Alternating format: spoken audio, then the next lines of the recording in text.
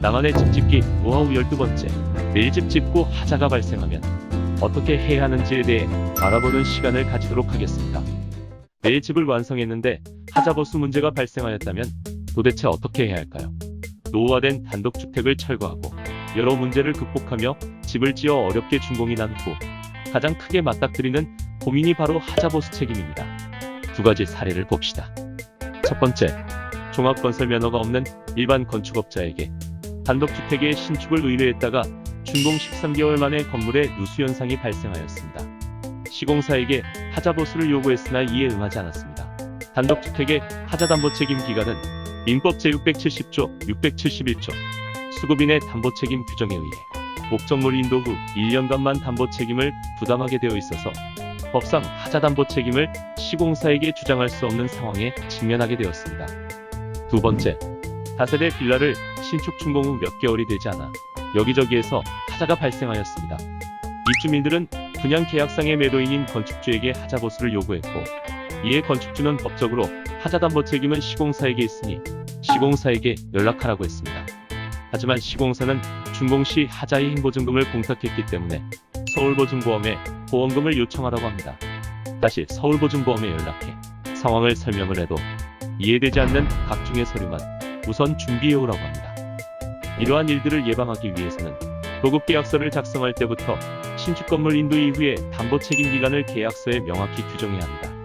즉, 일반 규정인 민법 제670조, 671조와 달리 목적물 인도 후 1년보다 장기간의 하자담보 책임 기간을 명문화해야 하며 준공 후 하자보수와 하자의 행보증증권의 교부를 잔금과 동시이행으로 약정해야 합니다.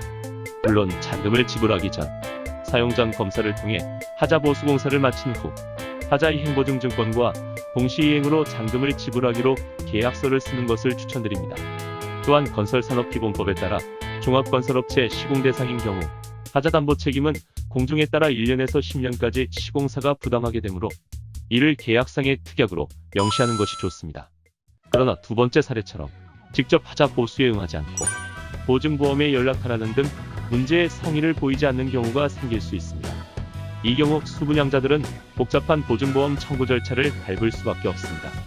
따라서 시공사의 성실성을 철저히 검증하여 준공 후 뒷마무리까지 성의 있게 해줄 만한 믿을 만한 시공사를 선택하거나 건축주 대신 해당 부분을 대행해 줄 수 있는 전문가의 도움이 필요할 것입니다. 보통 도급계약을 체결할 때 국토교통부가 고시한 민간건설 표준도급계약서를 이용하며 국토부에서도 표준도급계약서를 만들어 사용하기를 권장하고 있습니다.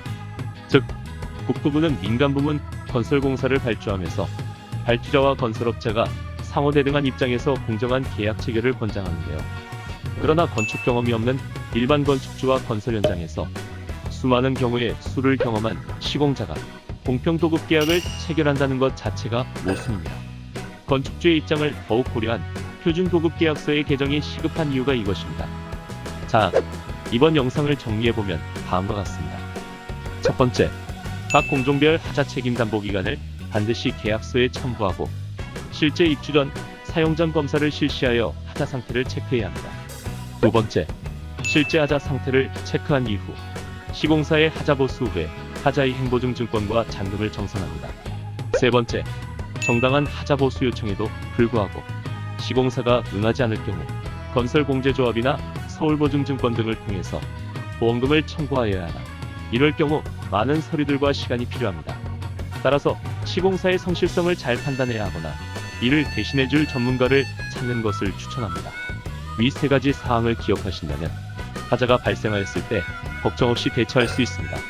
하지만 비전문가인 건축주분들이 이러한 사항을 체크하기에는 어려움이 많습니다. 그 어려움, 저희 국민한 심집짓기 플랫폼 닥터빌드와 함께라면 문제없습니다. 도움이 필요하시다면 언제든지 연락 바랍니다. 다음 시간에는 꼬마 빌딩 건축 노하우 2편, 꼬마 빌딩 기획에 대한 이야기를 나눠보는 시간을 가져보도록 하겠습니다.